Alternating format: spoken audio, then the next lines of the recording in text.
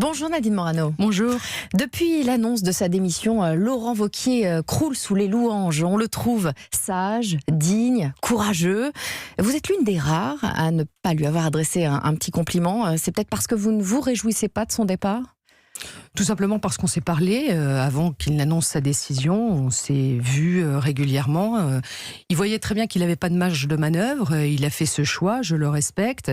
Et en même temps, qu'est-ce qui va se passer dans les semaines qui viennent, puisque nos statuts prévoient une élection en août, normalement. En plein été.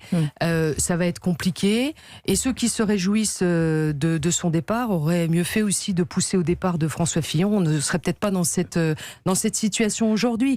Depuis 2017, Valérie Pécresse affirmait qu'avec la ligne politique imposée par Laurent Wauquiez, LR risquait de rétrécir et de finir dans une boîte à chaussures. Vous reconnaissez qu'elle avait vu juste ? Vous savez, Laurent Wauquiez, il a redressé les finances de notre parti politique, il a remis en ordre les fédérations départementales. Nous avons beaucoup travaillé pendant 1 an et demi, on a sorti différents documents pour que la France reste la France. Nous avons dénoncé la politique du gouvernement sur les 80 km/h, sur la hausse des taxes sur les carburants, sur l'augmentation de la CSG. Nous avons fait une proposition d'une baisse de la dépense publique, un plan de baisse de la dépense publique. Mais sur cette ligne que Valérie Pécresse dénonce depuis 2017. Et la réalité, que ce qui nous tue, en fait, dans notre famille politique, c'est les divisions. C'est pas le manque de travail ou la personnalité de Laurent Wauquiez, c'est pas vrai. Il a fait le boulot, c'était compliqué, il a été élu au suffrage universel, il a fait des erreurs, sans doute. Mais en même temps, chacun veut constituer sa petite PME, telle Valérie Pécresse, avec qui on peut pas parler. Elle vient au bureau politique et dès qu'on n'est pas d'accord avec elle, elle se lève, elle s'en va, elle ne répond même pas aux SMS. Moi, j'étais contre la stratégie d'avoir des partis politiques, des maisons annexes. Elle a constitué Libre, qui est une coquille vide.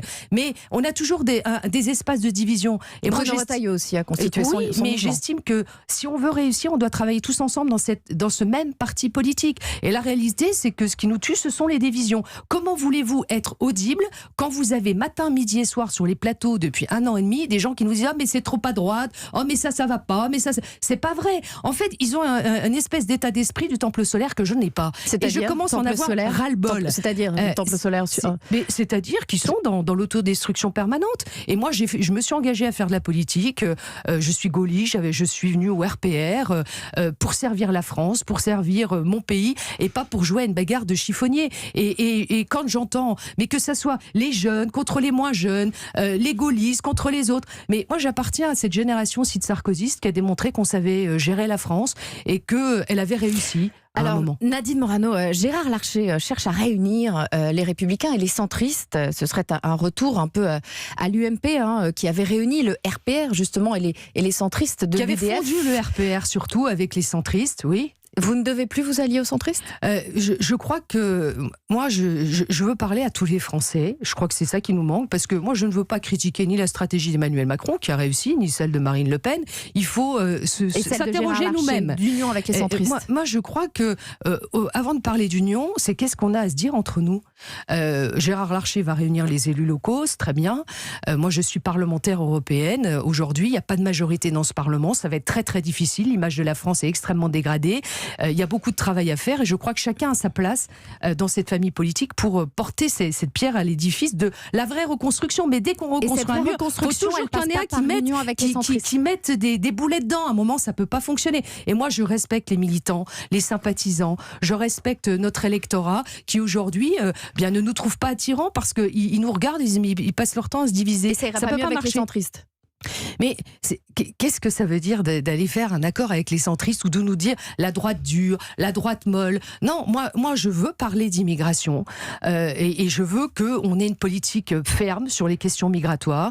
Je veux qu'on ait une politique humaniste à la fois. Je veux qu'on ait une politique sociale, économique, réaliste. Le monde va très vite aujourd'hui. Il faut s'adapter très très vite et il faut protéger nos concitoyens. Il faut leur apporter des solutions dans leur vie quotidienne, pour la formation, pour l'éducation l'éducation nationale. La politique, ça commence du début de la vie jusqu'à la fin. Et là, je trouve qu'on n'est pas audible parce que d'abord, on n'arrive pas à se parler entre nous, donc on ne peut pas être audible. Alors justement, le point commun entre la République En Marche et le Rassemblement National, c'est qu'ils ont tous les deux un chef incontestable. Emmanuel Macron d'un côté, Marine Le Pen de l'autre. Vous, depuis Nicolas Sarkozy, il n'y a pas de chef incontestable. Aujourd'hui, Éric Woerth, il propose une direction collégiale dans un premier temps. Est-ce que vous êtes candidate pour y siéger ? On verra qu'est-ce que ça veut dire, si c'est pour François repartir. Baroin, Valérie Pécresse, François Éric Woerth. Baroin, que j'aime beaucoup et pour lequel j'ai beaucoup d'affection, nous a toujours dit qu'il voulait plus être dans la politique active partisane. Moi, je veux pas revivre le triumvirat. Là. C'est bon, on a déjà donné. Et je pense que il faut de toute manière que nous repassions par des élections. Si on a un parti multitête, ça veut dire qu'il n'y a aucune tête. La politique, elle doit être incarnée. Et donc, pour être qui aujourd'hui les Républicains, vous mettez qui à la tête des Républicains aujourd'hui? Qui peut légitimement succéder à Wauquiez? Qui voudra être candidat, et on verra si les uns et les autres arrivent à mettre leur écho personnel dans leur poche pour travailler à un vrai destin collectif pour la France. Vous y croyez vraiment? Pour l'instant, je suis sceptique, je vais vous dire, parce que tous ceux qui appelaient à la démission de Laurent Wauquiez, d'accord, mais pour faire quoi? Si c'est pour être toujours dans la division, ça m'intéresse pas. Je veux dire, et on n'intéresse pas les Français. Il faut bien qu'ils se rendent compte de ça. Laurent, il avait fait le job, il a fait le boulot, ça n'a pas été facile. D'ailleurs, pendant les élections européennes, sa stratégie a été de choisir un trio de têtes qui malheureusement n'était pas connu, mais un trio de têtes qui au départ rassemblait nos sensibilités politiques. C'est-à-dire que pendant 2 mois, ça c'est vrai, ça a été le calme plat, tout le monde était dans les meetings, tous ensemble.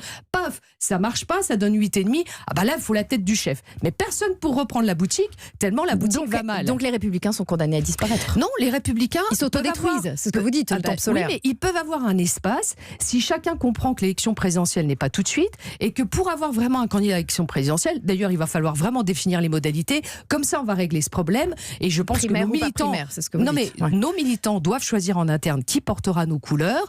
Et moi, je suis contre les primaires externes qui nous ont détruits aussi. Il faut se réinventer. Si on ne se réinvente pas, on ne gagnera pas. Nadine Morano, sans rallier le Rassemblement National comme l'a fait Thierry Mariani, pourquoi ne pas rejoindre un mouvement plus large d'union des droites comme le propose Marion Maréchal?